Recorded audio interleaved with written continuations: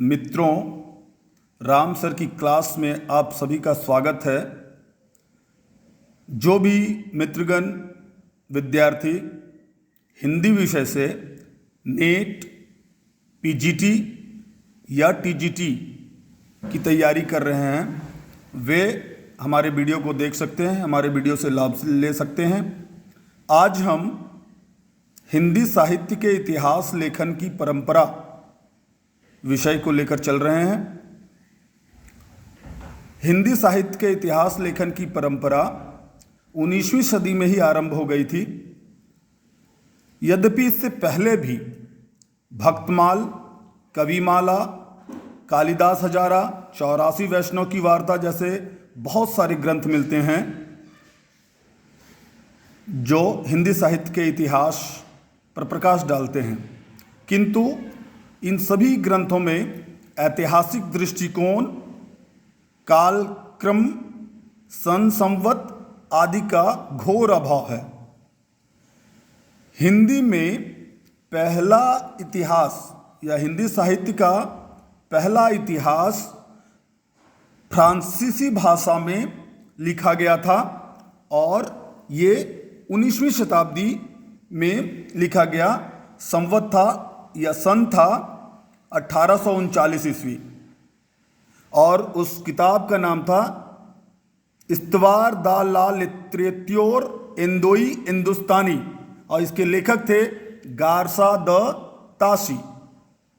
1839 ईस्वी में इसका पहला भाग प्रकाशित हुआ और 1847 ईस्वी में इसका दूसरा भाग प्रकाशित हुआ,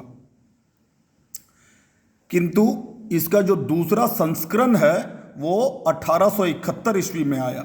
यानी पहला संस्करण 1839 ईस्वी में आ गया था और 2 भाग में था, जिसका दूसरा भाग 1847 में हुआ, लेकिन इसका दूसरा संस्करण 1871 ईस्वी में आया। तो इसका अर्थ ये हुआ कि हिंदी भाषा का जो पहला इतिहास हिंदी साहित्य का जो पहला इतिहास लिखा गया वो फ्रांसीसी भाषा में लिखा गया गारसा द तासी के द्वारा। किंतु इस ग्रंथ में कुछ कमियां भी थी, जैसे ऐतिहासिक दृष्टिकोण का अभाव था, काल विभाजन तथा युगीन प्रवृत्तियों की अवहेलना की गई थी तथा इसमें हिंदी एवं उर्दू के कवियों का अंग्रेजी के वर्णमाला के अनुसार वर्णन था, कालक्रम के अनुसार वर्णन नहीं था। इसके बाद जो हिंदी साहित्य का दूसरा इतिहास या हिंदी साहित्य के इतिहास का दूसरा ग्रंथ है वो है तज़किराए शोराई। इसे मौलवी करीमुद्दीन ने 1848 ईस्वी में लिखा। इसके बाद का जो हिंदी साहित्य के इतिहास का महत्वपूर्ण ग्रंथ है वो है शिव सिंह सरोज। यह ग्रंथ 1883 ईस्वी में आया और इसके लेखक थे शिव सिंह सेंगर। शिव सिंह सरोज नामक ग्रंथ में लगभग 1000 कवियों का जीवन चरित्र और उनकी कविताओं का वर्णन है। मूलतः अगर बोले तो 838 कवियों का इसमें वर्णन है। इसके बाद जो महत्वपूर्ण ग्रंथ हिंदी साहित्य के इतिहास पर आया वो जॉर्ज ग्रियर्सन द्वारा लिखा गया था और इसका नाम था the modern vernacular literature of Hindustan. यह ग्रंथ 1888 में प्रकाशित हुआ और यह जो प्रकाशित हुआ वह एक पत्रिका एशियाटिक सोसाइटी ऑफ बंगाल की एक पत्रिका में विशेषांक के रूप में प्रकाशित होता रहा और ये ऐसा पहला साहित्य का इतिहास है, हिंदी साहित्य का इतिहास है, जिसमें पहली बार कवियों और लेखकों का काल क्रमानुसार वर्णन किया गया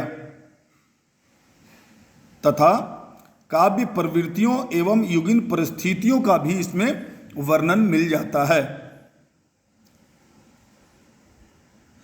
और इसमें जॉर्ज ग्रियर्सन ने एक और बात का ध्यान रखा कि उन्होंने हिंदी भाषा को अन्य भाषाओं जैसे संस्कृत, प्राकृत, उर्दू आदि से अलग रखा।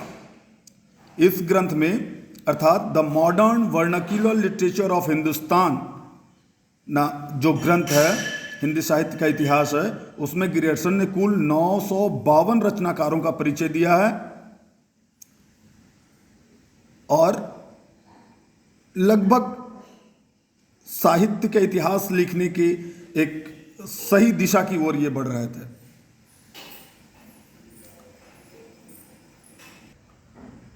हिंदी साहित्य का इतिहास की अगली किताब है मिश्र बंधु विनोद, जिसे मिश्र बंधु ने लिखा है।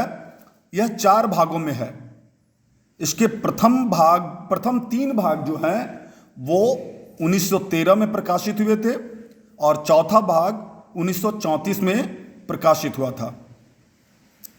इसमें लगभग 5000 या वास्तविक रूप से बोला जाए तो 4511 कवियों का परिचय दिया गया है और 8 कालखंडों में इन कवियों का चित्रण है। किंतु इस ग्रंथ में ऐतिहासिक दृष्टिकोण का अभाव है। मिश्र बंधु विनोद को मिश्र बंधुओं ने लिखा है और मिश्र बंधु जो हैं वो 3 भाई थे जिनका नाम था गणेश बिहारी मिश्र, श्याम बिहारी मिश्र, सुखदेव बिहारी मिश्र। इन 3 बंधुओं को ही मिश्र बंधु बोला जाता है। हिंदी साहित्य का इतिहास जिसे आचार्य रामचंद्र शुक्ल ने लिखा है, ये हिंदी साहित्य के इतिहास की पहली किताब है, पहला ग्रंथ है जिसमें पहली बार व्यवस्थित इतिहास और लिखा गया और इसकी प्रस्तुति बहुत ही तार्किक और वैज्ञानिक है। यह किताब आचार्य रामचंद्र शुक्ल ने 1929 में लिखा और इसका संशोधित रूप जो है वो 1940 में प्रकाशित हुआ।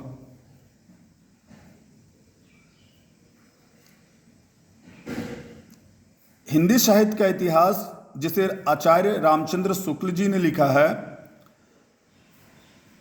वह जो है वो नागरी प्रचारणी सभा द्वारा प्रकाशित हुआ था और हिंदी शब्द सागर की भूमिका के रूप में प्रकाशित हुआ था यह 1929 में। रामचंद्र शुक्ल के इतिहास लेखन के दृष्टिकोण को विधेयवादी पद्धति कहते हैं और इस पद्धति के जनक जो हैं वो तोय थे। इस तरह के प्रश्न बहुत बार पूछे जाते हैं, इसलिए इन चीज़ों पे आपको ध्यान देना है कि विधेयवादी पद्धति के जनक कौन है और रामचंद्र शुक्ल के इतिहास लेखन का दृष्टिकोण किस पद्धति पे आधारित है, तो विधेयवादी पद्धति पे आधारित है। तोय के अनुसार सामाजिक घटनाओं का अध्ययन करते समय जिन 3 संदर्भों पर ध्यान रखना आवश्यक है वे हैं क्षण, वातावरण तथा जाति। क्षण, वातावरण तथा जाति। विधेयवादी पद्धति में इन 3 चीजों पर बहुत ही अधिक ध्यान दिया जाता है। शुक्ल जी के इतिहास लेखन की जो सबसे बड़ी विशेषता है वह है सही काल निर्धारण तथा उनका सही नामकरण। उन्होंने हिंदी साहित्य के शुक्ल जी ने हिंदी साहित्य को 4 कालों में विभाजित किया है और उनका नामकरण भी किया है। पहला है वीर गाथा काल 1050 से 1375 विक्रम संवत। दूसरा है भक्ति काल 1375 से 1700 विक्रम संवत। तीसरा है रीतिकाल 1700 से 1900 विक्रम संवत। चौथा है आधुनिक काल 1900 ईस्वी से अद्यतन अभी तक। रामचंद्र शुक्ल जी के इतिहास में कुछ सीमाएं भी हैं, जैसे पहला, विधेयवादी पद्धति कवि के व्यक्तित्व को महत्व नहीं देती है। दूसरा, शुक्ल जी ने कबीर, छायावाद, भक्ति काल का उदय, आदिकाल, सिद्धनाथ और जैन साहित्य तथा वीर गाथा काल का नामकरण जैसे प्रसंग को एक हद तक महत्व नहीं देते, अर्थात इन सब चीजों को उन्होंने विशेष महत्व नहीं दिया है। तीसरा, शुक्ल जी मुक्तक साहित्य को भी महत्व नहीं देते। ये 3 सीमाएं हैं रामचंद्र शुक्ल जी की। जो खास बात है, शुक्ल जी मानते हैं कि साहित्य को जनता की चित्तवृत्तियों का संचित प्रतिबिंब होना चाहिए। उन्होंने कहा भी है कि साहित्य को जनता की चित्तवृत्तियों का संचित प्रतिबिंब कहा है उन्होंने। आचार्य शुक्ल के इतिहास लेखन की सीमाओं को पाटने का काम आचार्य हजारी प्रसाद द्विवेदी जी ने किया है। उन्होंने 1940 में हिंदी साहित्य की भूमिका नामक ग्रंथ की रचना की और 1952 में हिंदी साहित्य का आदिकाल नामक ग्रंथ रचा। इसके अलावा उन्होंने एक और ग्रंथ की रचना की है, हिंदी साहित्य उद्भव और विकास। द्विवेदी जी साहित्य या कोई सामाजिक घटना को परंपरा के विकास के चरण में विश्लेषित करते हैं।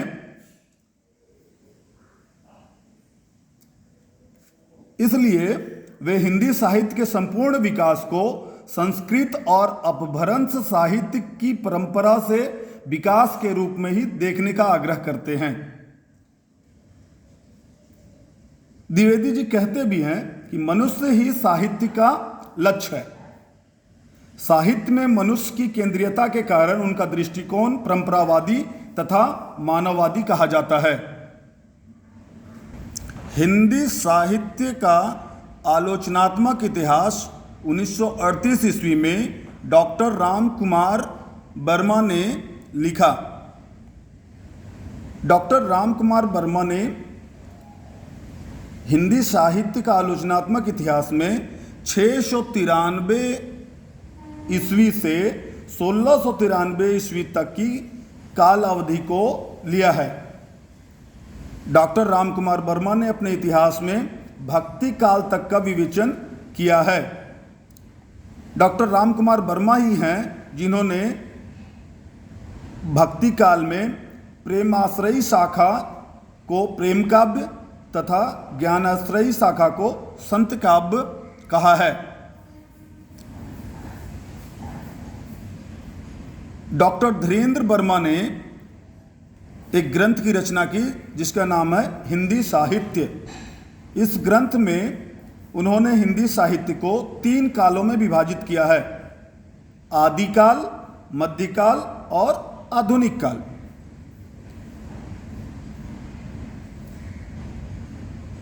ये डॉक्टर धीरेन्द्र वर्मा ही हैं जिन्होंने रासो काव्य परंपरा जैसी नई काव्य परंपरा को स्थापित किया। इससे पहले रासो काव्य परंपरा जो है वो स्थापित नहीं हो पाई थी। अपनी रचनाओं के माध्यम से उन्होंने ही इसे स्थापित किया। हिंदी साहित्य का बृहत इतिहास नागरी प्रचारिणी सभा द्वारा प्रकाशित हुआ, जो कि 18 भागों में है। हिंदी भाषा और साहित्य का विकास नामक ग्रंथ 1930 ईस्वी में अयोध्या सिंह उपाध्याय हरिऔध ने लिखा। हिंदी काव्यधारा नामक ग्रंथ 1944 ईस्वी में राहुल सांकृत्यायन ने लिखा। हिंदी साहित्य का इतिहास नामक ग्रंथ डॉक्टर नगेंद्र ने लिखा। डॉक्टर नगेंद्र इसके संपादक हैं। और हिंदी साहित्य का वैज्ञानिक इतिहास गणपति चंद्र गुप्त ने लिखा। हिंदी साहित्य का वैज्ञानिक इतिहास गणपति चंद्र गुप्त ने लिखा। और हिंदी साहित्य का अतीत को विश्वनाथ प्रसाद मिश्र ने लिखा। यह 2 भागों में मिलती है। और हिंदी साहित्य और संवेदना का विकास नामक ग्रंथ डॉक्टर रामस्वरूप चतुर्वेदी जी ने लिखा है। हिंदी साहित्य का नया इतिहास डॉक्टर राम खिलावन पांडे ने लिखा है। हिंदी साहित्य का दूसरा इतिहास डॉक्टर बच्चन सिंह ने लिखा है। इन्होंने सभी कालों के नामकरण पर असहमति व्यक्त की है और वे आदिकाल, मध्यकाल, आधुनिक काल संज्ञाओं को भ्रामक मानते हैं। इसलिए आदिकाल को अपभ्रंश काल, जातीय साहित्य का उदय कहते हैं।